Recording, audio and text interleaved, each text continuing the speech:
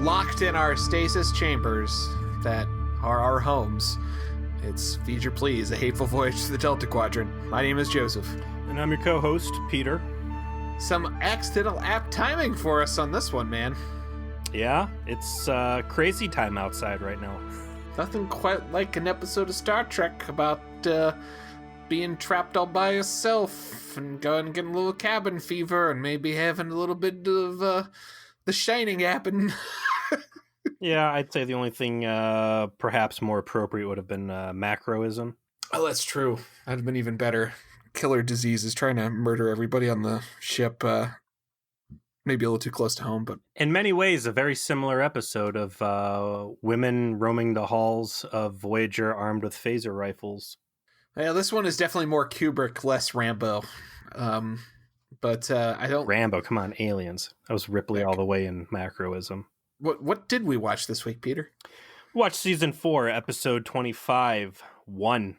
This is the first of what I would say are several Voyager episodes that focus in really, really strongly on the 7 of 9 and Doctor relationship. I think we're past that point already, man. It feels like we've already had a couple. What was the one where she had to go and like meet him in the Da Vinci thing? That was them trying to solve a problem.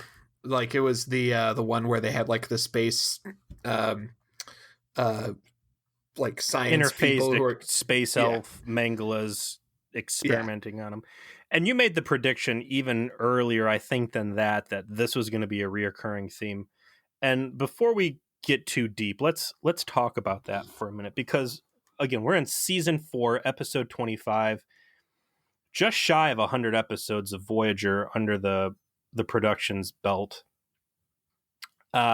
I can certainly understand the animosity that came from the rest of the crew with the addition of Jerry Ryan as 7 of 9, and for her to swoop in and take up so much of the spotlight. Like, Picardo was there from the beginning as the EMH and certainly clawed his own part of the show out with his bare hands. I think Seven's been given a lot on a silver platter. And I'm not saying that, the character of Jerry Ryan doesn't deserve it, but man, if this isn't a vanity episode, and if I wouldn't be mad as hell if I was one of the other crew members to see stuff like this just handed over. I think I said when we started talking about season 4 that they tried really hard to obviously sell 7 of 9 to the viewer. We've made countless comments about how they were leaning in 180% into Jerry Ryan's appearance to do that. But they also had the good fortune of getting a good actress who was able to actually carry a lot of what they were asked to do. Looks like... Peter, hold on one second. I said there's a tornado warning in this area. Give me 1 second. I'm going to check. Sure. We apologize. Yeah. We apologize for the weather interruption. Here we are 2 days later. Thanks for not giving us anything else to do, coronavirus. Joe, I'm glad to hear you didn't die in a tornado. Yes. It's the Midwest. Sometimes you just got to go in your basement because there's a tornado. That's okay. I blame the Australians because no sooner than they were on the show talking about their floods, we got hit with some pretty nasty floods, and I know a bunch of people who had their basements destroyed. So that's the last time we let people who have just recently suffered terrible environmental disasters anywhere near us. I learned by watching The Simpsons never to trust Australians. I don't know about you if you needed any additional work on that. $500 dues to buy us. I'm sorry, that's just a classic. All right, man. Should we talk about some Star Trek here? That is what we're signed up to do. And in this episode, we start in what appears to be 7 of 9 in the mess hall, going up to talk to Harry and B'Elanna. And it's her kind of rapid fire asking them questions about them, but not giving them time to answer. There's some interesting questions that get banded around here. The highlights, she asks Harry what his favorite sports are. He specifically mentions volleyball, which forget which episode it was exactly, but we get introduced to Harry's volleyball regimen, which is a bunch of supermodels in bikinis, and we're told that this is like the Earth Championship team from like 23 something or other. So I think that Harry loves volleyball, not for the sport, but for whatever he's doing with the holographic representations of the players. Which he said, by the way, that he had programmed himself. Like, he had programmed an entire team of volleyball sex bots in his own time. We've said it once, we'll say it again. 24th century is freaky as hell. One of the other big questions there that Seven lays out is towards B'Elanna, where she says something along the lines of like, what is your level of or how did you get involved with the Maquis? And then B'Elanna starts going on about how it was through Chakotay, and before she could get any deeper in the story, Seven cuts her off again.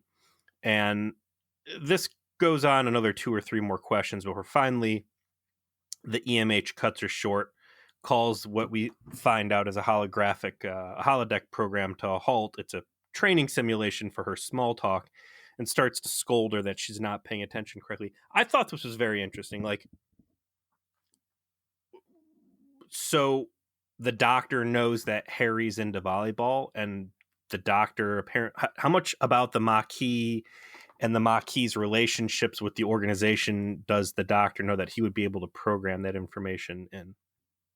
Later on, there's a whole sequence where Seven's using the holograms to try and like problem solve engineering issues. And it's like, did the doctor really like program these holograms to have all of this technical knowledge too? It's definitely interesting, like thought. Like, are these holograms based on what the doctor programmed in? Is it based on the computer's knowledge? Right? Yeah, Because the computer's always watching, right? Computer knows about all of the people on the ship, and you're like, hey, computer, make me a hologram that acts exactly like B'Elanna Torres based on your watching her every movement for the last 4 years. that's Maybe dangerous. That's how you end up with Moriarty's. it's opens up those space horror vistas. Is there just a stock B'Elanna Torres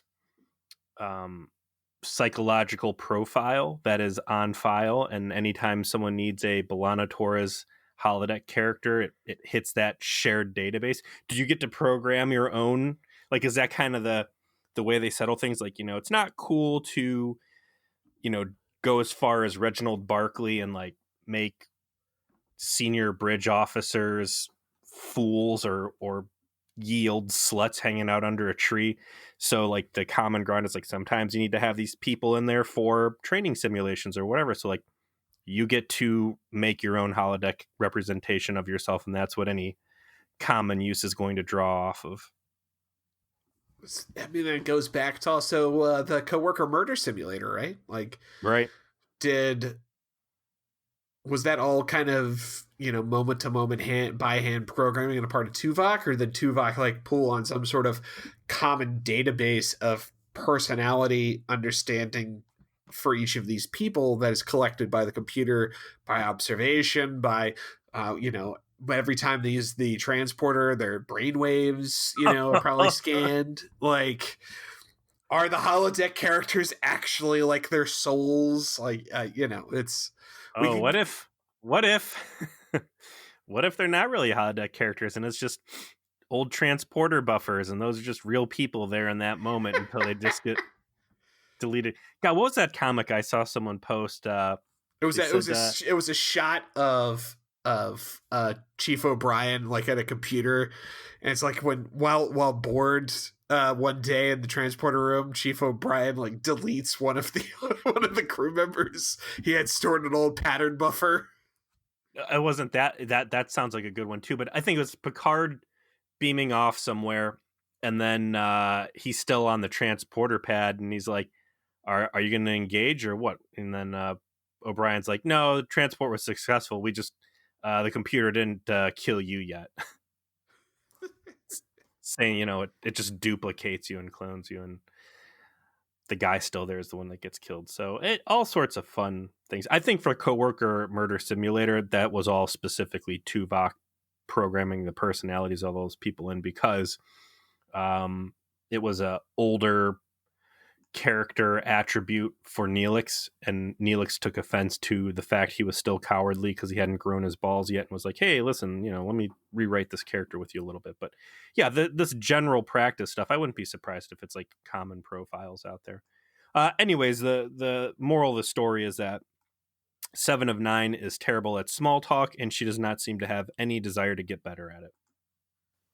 It's her usual disdain of anything that has to do with being human, or, being polite, or showing common courtesy, stuff that we've seen many times already out of 7 of 9. Although this time, refreshingly, the Doctor is right in her face about how she has to learn all of this.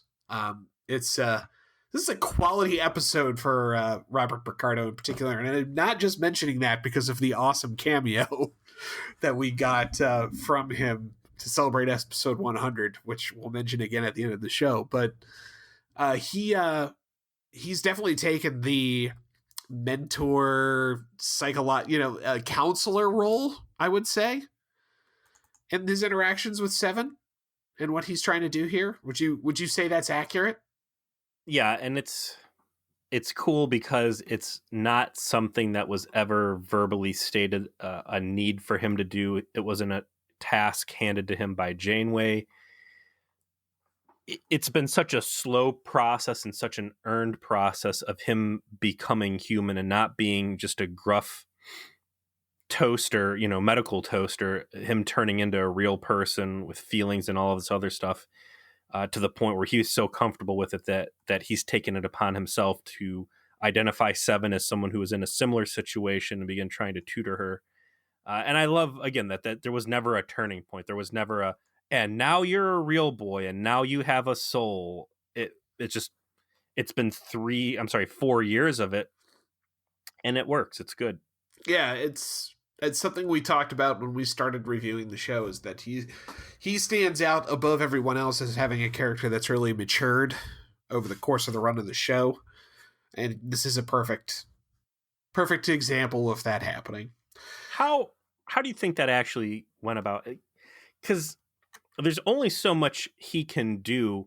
He needs scripts to support the actions, right? And I guess to a certain extent, like, you could read a line any way you want. You could read any line hostile. You could read any line compassionate. So I guess if he's had this own narrative in his head that, I'm going to make the EMH be more human, he could tone down the snarkiness and the standoffishness that certain lines could have made themselves available. Maybe I've read in Memory Alpha, it seems like he puts a lot of like dialogue input and suggestion in. I think he's really had both hands on the steering wheel for the character, and that the end result, someone really caring about what's going on. This is a nice example of it. I guess the other one would be Tuvok, because Tim Russ was certainly vigilant with what is Vulcan, what is not Vulcan. But I think Tuvok's such a static character that you're not really going to see that kind of growth potential. Yeah, I think he cares at the same level. You're correct. His role is much more defined. I guess you already just did say that, didn't you? Like, he's a Vulcan, and therefore what a Vulcan is already kind of laid out. He's already at his end game. Yeah, like that's it. That's what's up with him. So anyway, the plot moves forward. There is apparently a Mutara class nebula, whatever that is, that lays in front of our intrepid crew that they're going to go ahead and head right through. It's really, really big. They make a point of like talking about how fucking big it is, because it's the biggest. It's very big. It's not the biggest.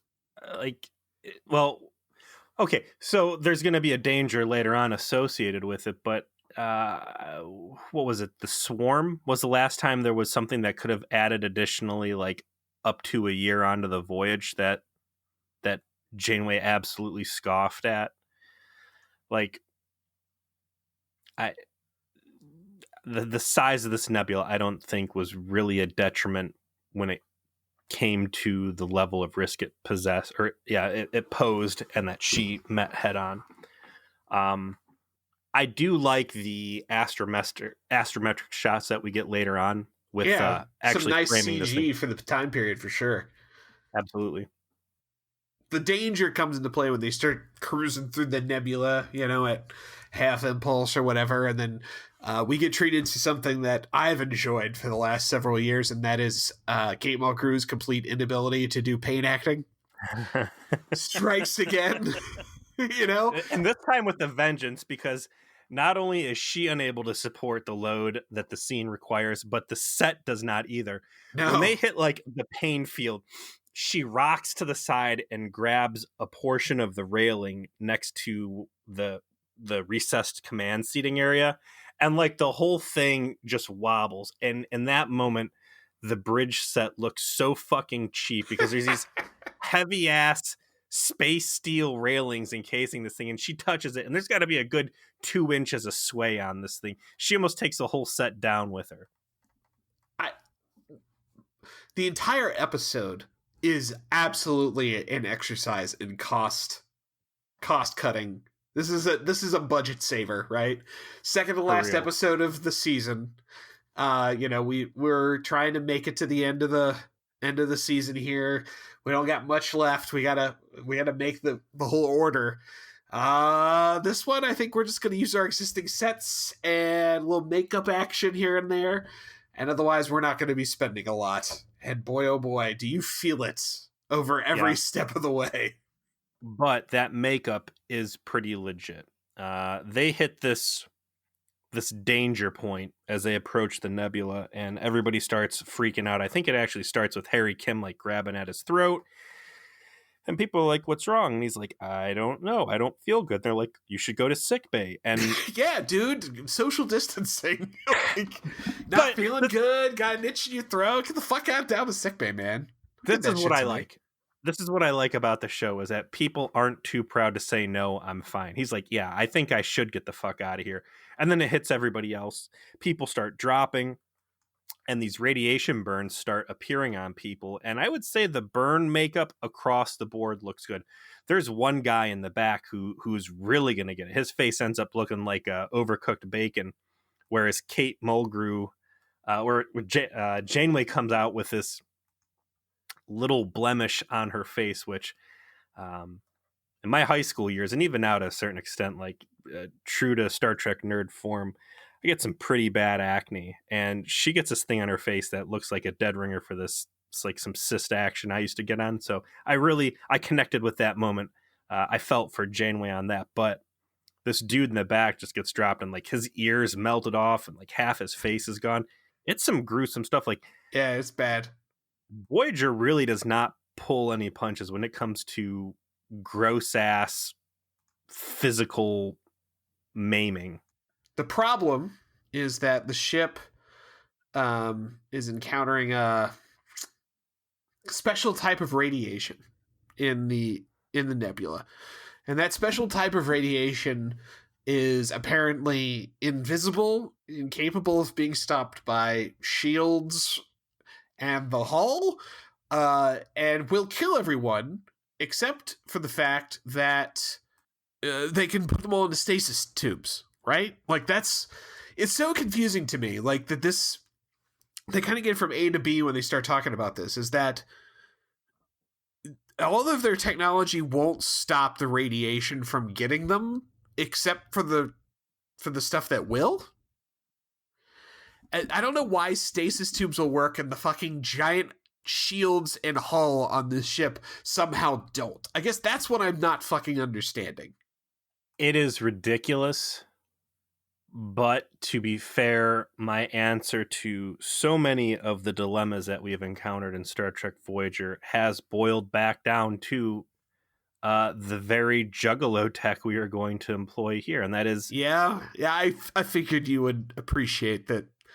They seem to have kept it. It is a hollow victory, I'll tell you, because like you just pointed out, like it makes no fucking sense. If the shield plating can't stop it, if the ship shielding can't stop it, what is a 2-inch thick piece of steel? Not even 2-inch thick piece of steel. Like half these fucking stasis chambers are just glass, anyways. Like physically, it seems silly, but I did put in my notes like there's all this concern like the ship is going to be run without any real crew for over a month. Like Yeah. now would really have been a time to be self-aware and be like, do we roll the dice and employ that old miner technology from the thaw and like still have a shared consciousness where the crew can interact and, you know, deal with ship systems, and maybe hopefully we won't develop a psychopathic clown gonna fucking torture us and all this other shit. Let's cross our fingers, guys. But I really think that the MacGuffin in this episode should have been some sort of a psychological threat. That putting the crew to sleep would have been them being asleep and not being actively conscious protects them from whatever the bad thing is, and 7 of 9 is immune to the bad thing because of Borg implants and a different way of thinking in the EMH, obviously. Space radiation was a real sloppy fix for this. We get some good discussion once the option is put on the table that, hey, the only way around this is to put you guys into stasis. We get some background information that there's some Starfleet crews that have been in cryo for years. A month seems bad, but you know, they've done years. Like that seems like a really interesting thing to flesh out. You know, you pointing out that it's silly that these pods would stop the radiation is a good observation. In the moment I was too hung up. Like I think they named that there's 150 crew members at this point, right? Correct. Yeah. That means you have to build 150 pods. Yeah, and they do it in like no time flat, right? And we see like one goofy shot of all of them in the background, I think, at one point.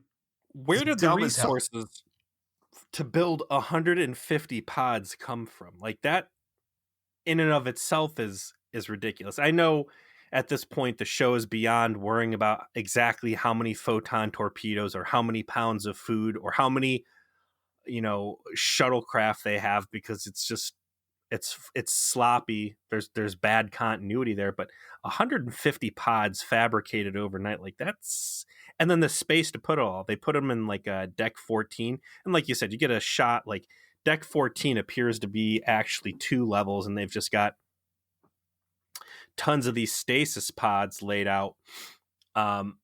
There's a little scene in there where Tom and Harry are getting laid to rest in these things, and Tom's like super apprehensive about this, and you know, I don't do good, and they kind of hint at claustrophobia. And infuriatingly, last episode we had tons of like character growth for Harry Kim, where he was very self-aware of all the shit he had gone through, right? He even mentions you know, dying in space one time. Yet here he is about to get into a fucking stasis pod for a month. This Harry Kim, the same guy who was tortured, like hardcore tortured by the fucking clown in the thaw, shows zero fucks about getting into. If anybody in this crew should be a little gun shy about getting in a stasis pod, it should be Harry Kim. Huge squandered opportunity for him to like have some PTSD, be like, ooh, I really don't want to do this. And then being like, oh, Harry, it'll be fine. We promise you won't get circus tortured again. We swear this time we've worked out the bugs. There's no problems. It's going to be fine, buddy. B'Elanna, too. Believe like, us. B'Elanna went through some shit in there. Yeah. So. Yeah, there's zero self-awareness, but that is normal. Like we remarked on Harry having like this sudden realization that he has a backstory as being particularly unique and interesting, because the show never seems to fucking bother with that, you know, and it's quite distracting in a way. And so this is kind of what we're used to, unfortunately. You know, this is what we're used to. Yeah, the honeymoon period of being away from Picard might be wearing off a little bit. Already, just 1 week. Just it took 1 week of being like, oh wait, no, this show has problems. I forgot. Yeah. Moops. Now I am keeping things in perspective because I am still unfortunately watching Picard, and I'm not going to burden anybody with what's going on there, but suffice it to say, one is still infinitely better. There is a scene between the Doctor. It's kind of like a three-way scene. It's Doctor. There's one part with Seven and Janeway where they're like, for us to go, this is a big nebula. For us to go around the nebula, though, would be a year detour, or we fly through and it's a month. And I obviously they're trying to tell an exciting story and she's going to have to take risks because she's the trap queen. But like, this really seems like the right time to say, we're going to have to bite the bullet. Let's keep in mind, Kess saved like 50 years or whatever on our journey. This is that one time we should add the extra 11 months onto the tour here, because like, we talk about it all the time. You can't get through 2 weeks on this ship without someone invading or some other terrible ass shit going on. A whole month with everybody locked up in stasis seems really, really risky. And under this plan where they fly through and everybody's in stasis, like anything goes wrong, it's not like you can say, all right, well, we got to fly out and reset the timer. Like, you're stuck in the middle of this fucking nebula, and anybody who gets out of that stasis pod is going to be like crazy radiation burned to death. This Or does maybe, feel like a risk that doesn't seem to be worth taking, if I'm being honest. Yeah. It just doesn't seem like this was worth doing. Like, it's going to take them a year to go around. Well, fuck it. Like, you've got 50 years. You don't know what you're going to run into doing that. And like, you might just all fucking die because you want to take a shortcut. Like, Yeah. this isn't, you can't go home if you don't do this, which case, okay. This is, it might take a little while longer. I mean, we're all going to be old and probably on the second generation of crew anyways by the time we get home. Like, why run the ship through something, a radiation cloud that might destroy the ship? If there's a power hiccup and the whole crew, it gets booted out, I mean, it's going to be catastrophic. Everybody is going to die. Like, this is, if you're going to play your hand with this stasis technology, just put everybody under for the entire fucking trip and fly home with everybody in hypersleep. It's real goofy. Again, whatever. The plan is going to be, though, to leave the EMH up and running to administrate the ship, and he's going to have the assistance, like we said earlier, of 7 of 9, who, for whatever fucking reason, is immune to the space radiation that not only fucks up the crew, but also starts damaging the ship later on. And as they're laying this plan out, as Janeway's laying this plan out, I'm like, this is fucking terrible. Like, the track record of 7 of 9 not obeying direct orders, like saying that the doctor is in charge of her, is ridiculous. She doesn't listen to the Chakotay. She doesn't listen to fucking Janeway. And I mean, not that long ago, we've had very specific episodes about her insubordination creating major rifts in the crew in regards to the Hirogen stuff. And rightfully, at least Chakotay's self-aware enough to go to Janeway after that thing and being like, you're crazy. Forget the fact she's former Borg. Like, she is insubordinate as fuck. This is going to be a real issue. This is like the story arc for her for the season, right? Like, that, she learns to be a team player and that sort of thing. And that's kind of what they're trying to do here, like, show that growth over the course of the character's, life/existence. And, the I get what they want to do. It's just, I'm kind of tired of it after 24 episodes of it. Yeah, and I feel also, like we've done this a million times. And it's a sloppy setup again, like you said, like, for only 11 months extra, putting the entire crew's life in her hands, like this, just so many of these risks do not add up. But they do it. In the end, that's what they do.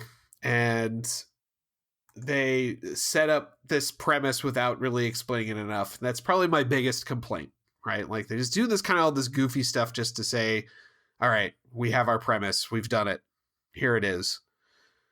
And the rest of the episode I think is better because it becomes much more psychological. It uses good camera effects and tries to create this kind of sense of isolation in space that so infrequently happens in Star Trek.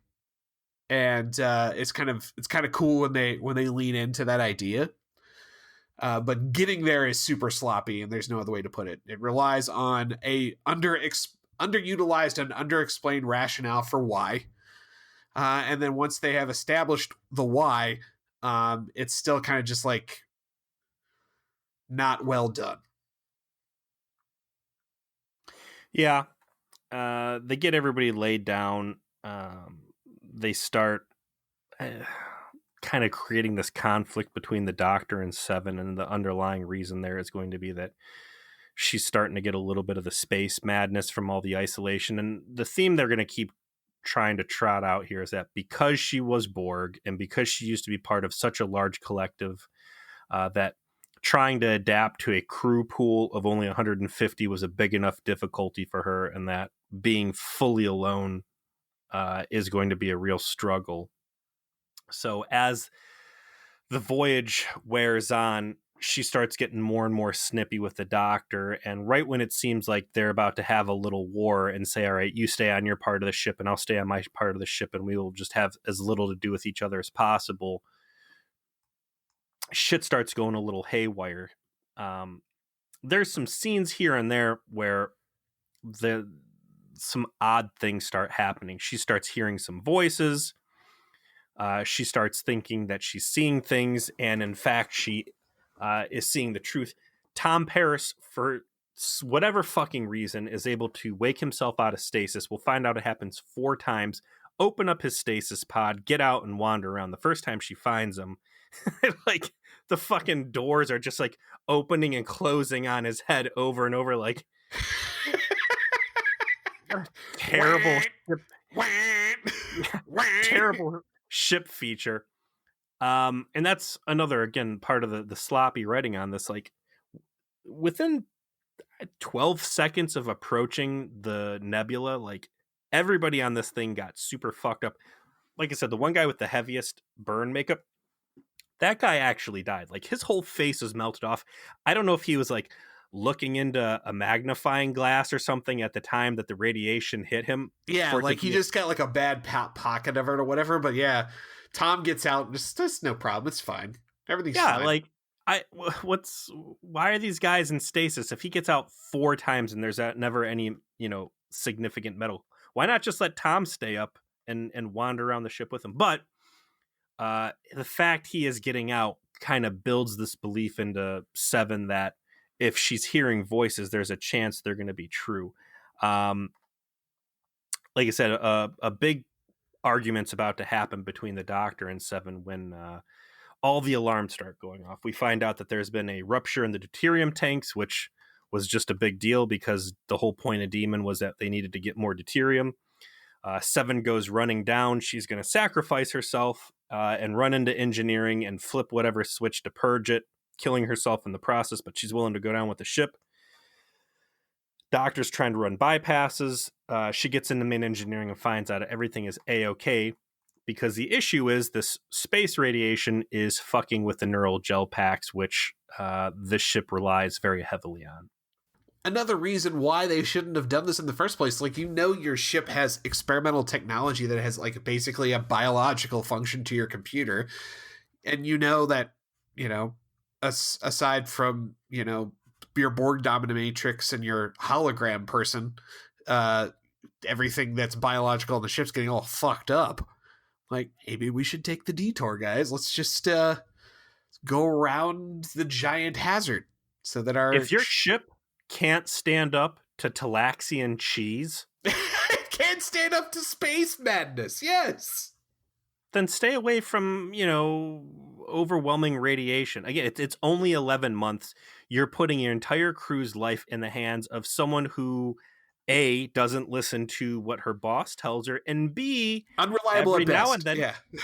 then, Yeah. tries to call the Borg Collective in to assimilate the ship. Like, not worth the risks, but hey, what do I know?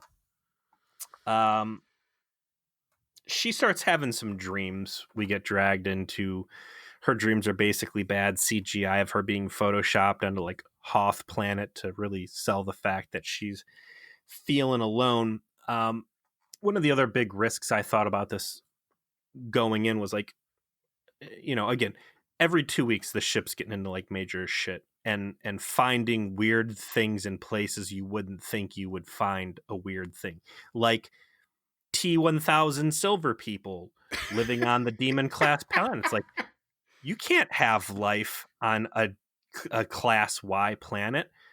Okay, well, here's this fucking crazy radiation cloud that you know nothing about, that all of Starfleet's records have never shown you anything with radiation on the scale of this. Like, is it crazy to think that there might be creatures in there that can survive, or hostile aliens, or like all this other stuff that would put you at a real disadvantage if your entire crew was asleep? So I'm kind of like, shouldn't there be at least some sort of other alien floating around in there? And just about that time, Voyager catches a hail, and there's one lone trade ship floating around, and he's looking for like, I don't know, sporks or tinfoil or something. Yeah, And some sort of like converter or whatever. Some convenient piece of technology that of course Voyager has. yeah, And and Seven's like, well, I don't know, you got any toilet paper? And he's like, yeah, sure, we got over the Corona thing a while ago. I got plenty of toilet paper. He's like, all right, cool. Why don't you come on over and I'll beam you directly in instead of just, doing a trade through transporter. I'll bring you on the ship and not inform the doctor or anything else even remotely common sensible. And we get a okay looking alien whose name is, I don't know. He's just Mr. Close Talker. yeah, he's Jack. He's the bad guy from The Shining. He's the space madness representation. Like that's what he is. I get it. I get it. Makes sense. I will say that he he does a good job. Like the actor does a good job of being kind of moderately rapey and uncomfortable in his portrayal. So Before points for that. Yeah, before it's clear that he's a hallucination, I'm like, this guy's story is not adding up at all. Like, his whole thing is that he wants to be the first person to cross this poisonous nebula. That his culture, his race has never been through it. They have no idea of what's beyond it, and that he's basically like Christopher Columbus. And it's like, man, what about this part of space is it that 11-month detour is so bad? Like, your entire fucking race does not know what is beyond the nebula, because you guys aren't willing to just fly around it. He says he doesn't know what the Borg is, then he knows what the Borg are. So his story starts falling apart pretty quickly. He what is it that allows him to basically run away and shake her? He gets a little too like, hey, you and I can be friends forever. Can't we be friends forever? Don't you want to be super duper friends with me? And kind of like looks like he might get a little, I don't know, pansy, for lack of a better phrase. And the after effect of that is that that Seven pulls a Glock on him and is trying to lead him off the ship. And then that's the first time she gets distracted by the idea that Tom crawled out of his tube and was like, Seven, help me, Seven of Nine, help me, Obi-Wan Kenobi, you're my only hope. So and then he gets distracted, and then oh no, the bad guy escaped. Whatever shall we do? And the sensors can't find him. I can understand the predicament in the writer's room. Like, again, as Ronald Moore talks about, the technology is too fantastic. It creates so many plot holes. Like, why would she need to lead him back to the transporter? Why couldn't she just tell the computer to beam him? Why are they even together in the first place? Why wouldn't she just beam him off? again, ultimately he's a hallucination, so it's her mind working the stuff out to make it make sense. But sitting at home as a viewer, you're just like, this is ridiculous. None of this stuff needs to be happening. The ship starts falling apart. He's saying that he's at the control panel and causing these problems. Seven ends up back with the doctor and says, hey, listen, here's what's going on. He's like, oh shit, I can't find him either. This guy must have a cloaking device. You're going to have to go out and fix the ship and also hunt this guy down. So go arm yourself. And this is where we get a little macroism flashback where it's, a strong female lead roaming the halls with a Type 3 phaser rifle looking for trouble. I don't know what it was about the angles of the camera work on this, but I'd never really realized that the Voyager phaser rifles look different than the First Contact phaser rifles.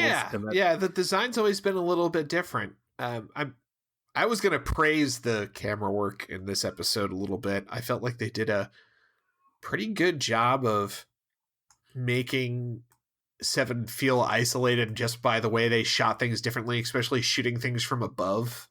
Yeah, but So there's my a lot of point that. is these phaser rifles, it looks like they have big black dildos stuck on the front of them. And once I saw it, I could not unsee it. In First Contact, it's like a silver box all the way down. And in Voyager, it's like half rifle and then half big black rubber dildo just hanging off the front. And look at it, and you won't be able to unsee it. And it just becomes so distracting from that point forward. Like, a lot of this episode is just a blur to me. We get her roaming around. There's a couple exterior shots. Like, did you notice that Voyager, while it's going through this nebula, it doesn't appear it's even in warp speed. Like, the nacelles are down. Yeah, they never really do a good job of, I'm going to say, like, explaining the when they're at warp and when they have to do things at impulse, and like, is it take months to go through at impulse and it's gonna still take years around to go in at warp? Like, these are the details that don't take a long time to put into your episode to help like flesh out the universe that Voyager is uniquely bad at ever expressing. But they appear to be going through it at impulse, as far as I can tell. Normally, stuff like that, I'd be willing to just not even mention. It's just there's so much sloppy situational writing in this episode overall. Peter, if it's bothering you too much, we can just go back to reviewing Picard. We know it's all right there on CBS All Access for us. We've kept up. When don't you want to talk about Picard? Isn't it, or maybe we should embrace this occasional shittiness for what it is. I love dildo phaser rifles. There you go. I knew I could get through to you. I knew I could speak your language. At some point, she shoots at she sees him, she encounters him back, and I think she tries to like choke him out with like air. He says he's on the bridge, so she fucks up the bridge controls and thinks she chokes him out. He ends up down in engineering. She starts shooting holes in walls, and eventually it starts becoming clear he's a hallucination. We have some further expressions of the hallucination in the terms of like Harry Kim, basically the entire crew showing up to taunt her at one point or another with burns all over her face. But that's not the only crew member she's dealing with. She's got some old friends swinging by to say hello, and they manifest as the world's worst Borg drones possible. You talked about some cost-cutting measures. These Borg drones are basically like children's costume in a bag Halloween costumes bad. It's some white cake goth makeup, a laser pointer kind of taped to the side of the head, and then a spandex outfit with like circuitry printed on it. And I'm being funny, but I'm also kind of being true. This guy looks like complete crap. And I have to wonder too, because like she's in a particularly tight cat suit for this episode. If whatever guy they have, is she ever not in a particularly tight cat suit? Like, was this one tighter? All I'm saying is if you're the guy playing the Borg and you had a fucking laser pointer like highlighting wherever it is you happen to be looking at the moment, and you're working around Jerry Ryan in that outfit, like it had to be real hard to maintain eye contact and keep that dot from ever wandering below the neck level. I think that they were trying to get away with something with the makeup on that Borg drone by the fact that it was being shot kind of in the dark, if that makes sense. You know, it was kind of like they were trying to cut corners by thinking no one would notice, but everyone noticed. Yes, it was terrible. It looked like he was wearing Borg pajamas. It was really bad. We also have some other very cheaply inserted stock footage from First Contact when like the turbo lift opens up, and it's like so basically the story they're trying to tell is she's not good enough, or maybe she should go back to the collective. It's a mixed message, or maybe it's each of the different characters showing up. It's like a Christmas story, right? Like the ghost of Starfleet crew or the ghost of Borg crew showing up to give her a hard time. She's overcoming her Borg isolation. I don't know how to quite. Yeah, yeah. Like the radiation fucks up the doctor, so then she loses her contact with him, and she's got to do it. She's got to do it alone. You know, like I get it. It was a noble attempt. Some of what they did was interesting. But if this isn't the first fucking rodeo when it comes to this bullshit with 7 of 9, and I'm already tired of it.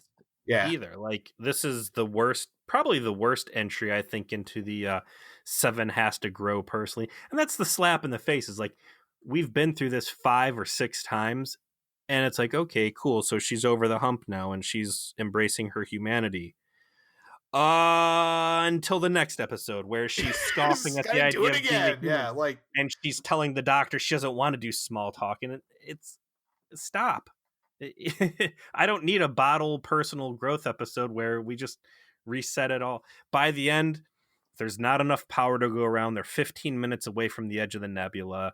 She takes power away from the bridge crew's life pods and puts it into the engines, but then she feels guilty that they're going to die, so she turns off all the life support, but it's going to kill her, and it's going to be a noble sacrifice. Like, I know you have at least 2 fucking spacesuits on this ship, right?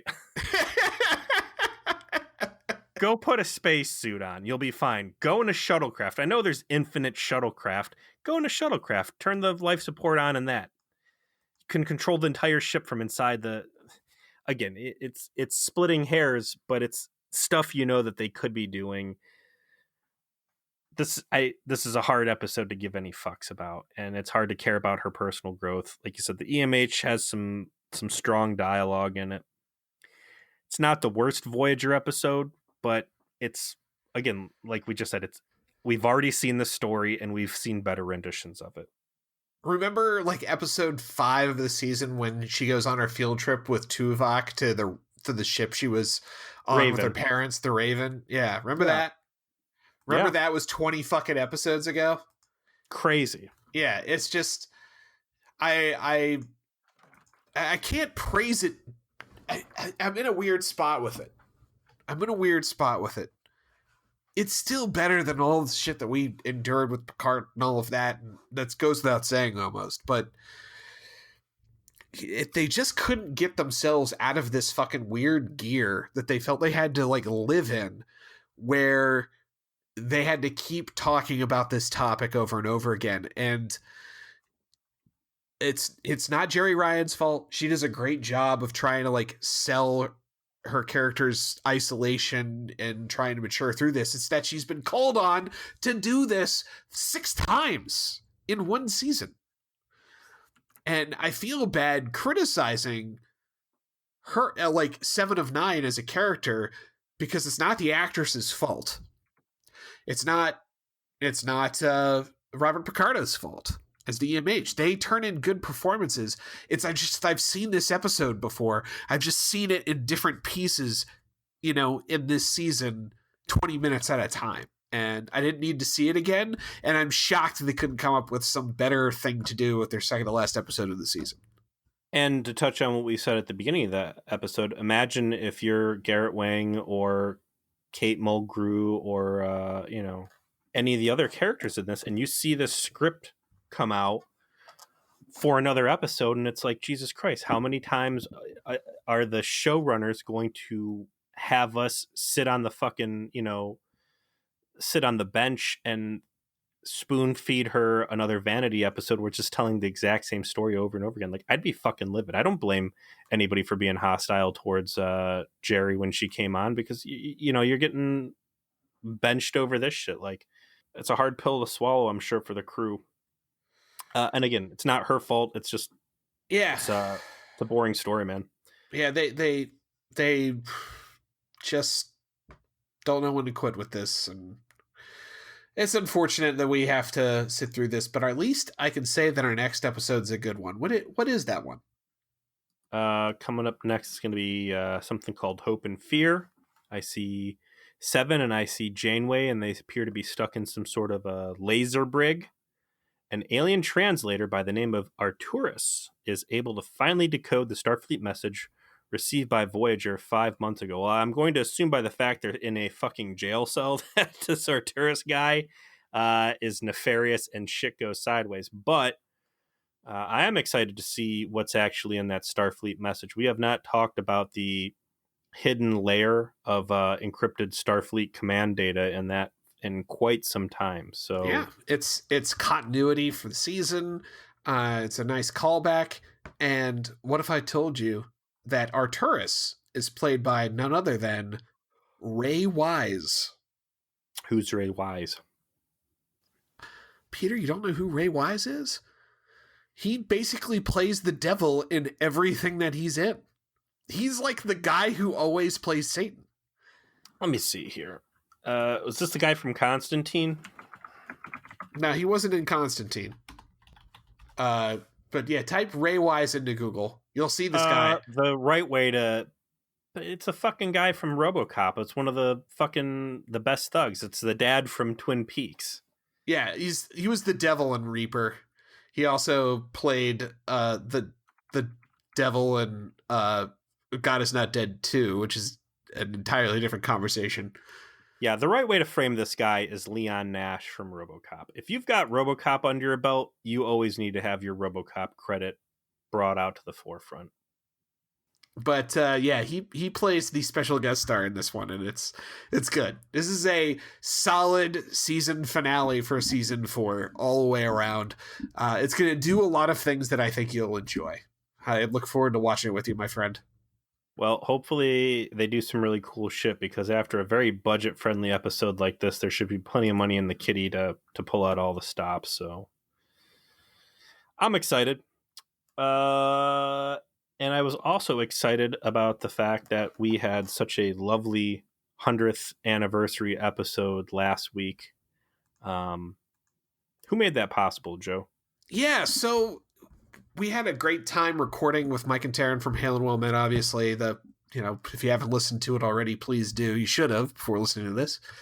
And at the end of that, they let us know that a number of supporters of the podcast got together and pitched in to get a cameo from Robert Ricardo, which, if you don't know what Cameo is, it's essentially a service where you can pay for a celebrity to do a video on your behalf, usually pretty small, mention a certain reason for it. And, in our case, it was congratulations on 100 episodes. Here is the bodiest Voyager story I can provide to you. And we just wanted to take a second to actually thank on air a lot of the people that contributed to that. Marcus Hall, Ed Doherty, Sarah Paxton, who apparently, just doing our damn fucking theme music with Ian just isn't enough. Also got to help us get shout outs from Voyager cast members. Jimmy Rickett, Christopher Seals, Trey Campbell, and then Mike and Taryn themselves. Guys, thank you so much. It was awesome. Like, it meant the world. It really did. Yeah, it was a touching surprise, and appreciate it from the bottom of my heart. Thank you. And on that heartwarming note, everybody, we will see you next week with our Season 4 finale, Hope and Fear. See you then.